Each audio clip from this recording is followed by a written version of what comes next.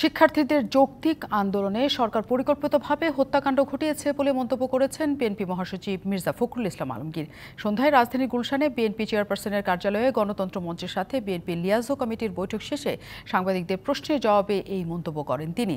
২৪ ঘণ্টার মধ্যে হামলাকারীদের গ্রেফতারের দাবি জানান মির্জা ফখরুল। প্রয়োজনে বিএনপি বড় আন্দোলনের দিকে যাবে জানিয়ে অবিলম্বে কোটা সংস্কারের আহ্বান জানান বিএনপি মহাসচিব। ছাত্ররাই আন্দোলনের নেতৃত্ব দিচ্ছে দাবি করে আন্দোলনকে ব্যাহত করতে সরকার শিক্ষা প্রতিষ্ঠান বন্ধ ঘোষণা করছে বলেও মন্তব্য তার। যখন সরকার তাদের রাষ্ট্রীয় বাহিনীকে ব্যবহার করে সাধারণ ছাত্রদেরকে হত্যা করে, আমার ছেলেদেরকে হত্যা করে, সন্তানদেরকে, তখন রাজনৈতিক দল হিসেবে তো আমরা নিশ্চুপ থাকতে পারি না। প্রয়োজন হলে আমরা সমগ্র দেশবাসীকে নিয়ে আরো বড় আন্দোলনে যাব আমাদের সন্তানদেরকে রক্ষা করার জন্য। নগদের কাছে সব গ্রাহকই প্রিয়, তাই তো সারা দেশে ক্যাশ আউট চার্জ সবচেয়ে কম।